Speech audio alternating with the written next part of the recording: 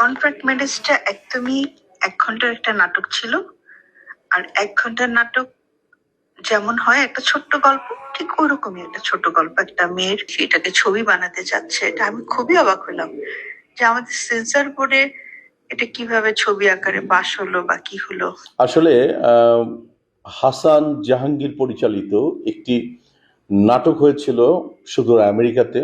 সেখানে অনেক রিকোয়েস্টের পরে আমার স্ত্রী এবং আপনাদের প্রিয়দর্শিনী মৌসুমী অভিনয় করেছিলেন, এবং সাথে সেটার একটি কারণই হোক এটা টেলিফিল্মে রূপান্তরিত হয়।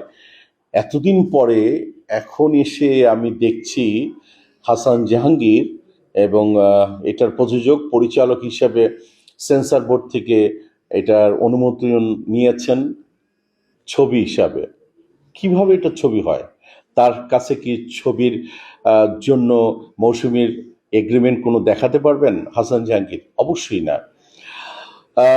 আমার মনে হয় যে আমি যতটুকু এটার প্রতিবাদ করছি, তীব্র প্রতিবাদ করছি এবং এটা বন্ধের আবেদন করছি, এটা কোনো রকমই একটি চলচ্চিত্র হিসাবে রিলিজ হতে পারে না। মৌসুমীকে এইভাবে মানুষ দেখতে অভ্যস্ত না, আমাকে দেখতে অভ্যস্ত না। আজকে আমি এটা প্রতিবাদ করার কারণে আমি আপনাকে মৌসুমীর ভয়েস ওভারে আমি নিয়ে যাব। কন্ট্রাক্ট ম্যারেজটা একদমই 1 ঘন্টার একটা নাটক ছিল। আর 1 ঘন্টার নাটক যেমন হয় একটা ছোট্ট গল্প, ঠিক ওরকমই একটা ছোট গল্প। একটা মেয়ের নায়াসিনামাইড ও স্যালিসাইলিক সমৃদ্ধ লিলি ফেস ওয়াশ যা ফেসের ডেড স্কিন সেল দূর করে দেয় দ্বিগুণ ফাস্টার ব্রাইটেনিং। এই এদেশে আসার পর তার আমেরিকাতে স্ট্রাগল টাইমটা এবং তার একজনের সাথে বিয়ে হয়, কন্ট্রাক্ট ম্যারেজ হয়। বাট সেই কন্ট্রাক্ট ম্যারেজ থেকে সে বের হতে পারে না। ওই লোকটা তাকে অনেকভাবে উত্ত্যক্ত করে, বিরক্ত করে। এই ধরনের একটা ছোট্ট গল্প নিয়ে তার এই কন্ট্রাক্ট ম্যারেজের গল্পটা সাজানো ছিল।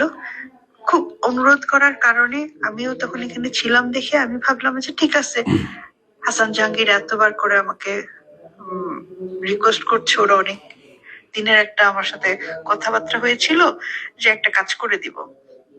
ওই জন্য ভাবলাম ঠিক আছে করে দিই, সময় ছিল। কিন্তু 2 দিনের কাজটা 2 দিন করতে পারিনি, আমি 3 দিনও করে দিলাম যে ঠিক আছে কাজটা শেষ হোক। তারপরে সে এইটা আবার কিছুদিন পর আমাকে আবার যখন আসলো বললো যে আপা এটা তো 1 ঘন্টার নাটকের চেয়ে একটু ফুটেজ বেশি হয়েছে, তো আমার এই বিক্রি করতে গেলে যে খরচ হয়েছে আমার টাকা উঠতেছে না, আমি এটা টেলিফিল্ম বানাতে চাচ্ছি। ঢাকারও কিছু অংশ শুট করার পর এটা টেলিফিল্মের একটা ভালো ডিউরেশন হয়ে গেছে, তো এটা এখন যদি আমরা টেলিফিল্ম করি আপনার কি কোনো আপত্তি আছে? তখন আমি বললাম যে হ্যাঁ, কোনো আপত্তি নেই, যদি গল্পটা সুন্দর হয় টেলিফিল্ম আকারে করতে পারো তোমরা, কিন্তু আমাকে তো আমার টেলিফিল্মের অ্যামাউন্টটা দিতে হবে। তখন বললো যে ঠিক আছে আমি সেটা অ্যারেঞ্জ করবো আপনার জন্য। তো কি ডিমান্ড? তখন বললো যে আমার এখানে একটুখানি ফুটেজ লাগবে, আপনি আমাকে আর একটা দিন শুটিং করে দেন। ওর একটা দিন আমি আবার শুটিং করেও দিলাম, ছোট্ট একটু কাজ করতে চাইলো, করে দিলাম। এখানে কিন্তু এটা শেষ, যে ঠিক আছে সে ঢাকায় টেলিফিল্ম করে সে যে টাকা খরচ করছে টাকাটা তুলে ফেলবে, ভালো একটা চ্যানেলে চালাবে, ওকে ফাইন। কিন্তু ইদানিং আবার যখন শুনলাম হঠাৎ করে সে সেন্সর পেলো, সেটাকে ছবি বানাতে যাচ্ছে, এটা আমি খুবই অবাক হলাম যে আমাদের সেন্সর বোর্ডে এটা কিভাবে ছবি আকারে পাশ হলো বা কি হলো জানি না। আমি তাদের শ্রদ্ধা রেখে কথা বলতে চাই, এরকম ঠিক ছিল না বিষয়টা। আর আমি মনে করি না যে আমার একটা ক্যারিয়ারের মানে একটা এরকম, আমি যেখানে ছবি করি না সেখানে এরকম একটা গল্প দিয়ে আমাকে হুট করে একটা সিনেমার মধ্যে, সিনেমার আদ্যপন্ত কোনো কিছু আমি জানি না, সেখানে কোথায় আমাকে কাটপিসের মতন ব্যবহার করা হচ্ছে, এটাও ঠিক না। কিন্তু এটা আমি আশা করিনি, আসলে এটা হাসান জাহাঙ্গীরের কাছে আশা করিনি, এবং আমাদের সেন্সর বোর্ড কেন এই ধরনের একটা গল্পকে তারা পাশ করে দিল জানি না, আমি খুব কষ্ট পেলাম। তো এখন ছবি রিলিজ হওয়া উচিত কিনা আমি নিজে মনে করি যে হওয়া উচিত না, কিন্তু আইনগতভাবে আসলে কতদূর এটা সবার কাছে সঠিক মনে হচ্ছে সেটা আমি ঠিক বুঝতে পারছি না এত দূর থেকে। তো আমি আশা করব যে আমাদের পরিচালক সমিতি আছে, প্রযোজক সমিতি আছে, শিল্পী সমিতি আছে, সবাই যেন বিষয়টা বিবেচনা করে যে হ্যাঁ, প্লাস ছবির যে একটা রেমুনেশন হয় সেটাও কিন্তু আমাকে উনি এখনো দেননি। পরে উনি কিন্তু এই ছবিটা ছাড়পত্র নিয়ে সুন্দর রিলিজ করে দিচ্ছেন।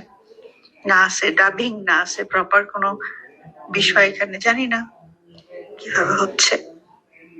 তো খুবই দুঃখজনক আসলে। এটা আমি মনে করি না আমার দর্শকরা এইসব এরকম কিছু দেখার জন্য আসলে প্রস্তুত হয়ে আছে। তারা এটাকে ভালোভাবে নিবে কিনা আমি খুবই চিন্তিত, লজ্জিত। সবাইকে আবার আমি আমার নিজের অন্তর থেকে আমি আপনারা শুনতে পেলেন মৌসুমীর কথাগুলি। দেখুন, প্রতিনিয়ত এইভাবে হবে এবং শিল্পীরা ঠকবে। আমি বিনয়ভাবে হাসান জাহাঙ্গীরকে অনুরোধ করতে চাই যে ভাই, ব্রাদার, তুমি যেটা করেছো এটা কি সঠিক? একদমই সঠিক না। তোমার সামাজিক অবক্ষয় থেকে তুমি কতদূর তুমি প্লাস আছো না মাইনাস আছো, নিজেকে প্রশ্ন করো।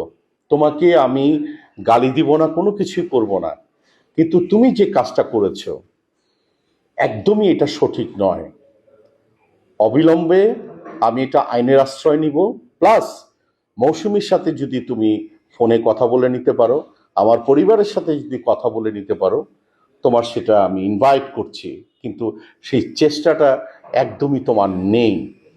আর তুমি যে ধরনের কাজ করে এটাকে রিলিজ করছো, এটা আমি তীব্র প্রতিবাদ জানাচ্ছি আমি তোমার সিনিয়র ব্রাদার হিসাবে। আপনারা বিচার করবেন এই ছবির বিষয়। ধন্যবাদ। এবং সাথে আমি পরিচালক সমিতি, প্রযোজক সমিতি এবং শিল্পী সমিতিকে আমি চিঠি অলরেডি দান করেছি। নায়াসিনামাইড ও স্যালিসাইলিক সমৃদ্ধ লিলি ফেস ওয়াশ যা ফেসের ডেড স্কিন সেল দূর করে দেয় দ্বিগুণ ফাস্টার ব্রাইটেনিং।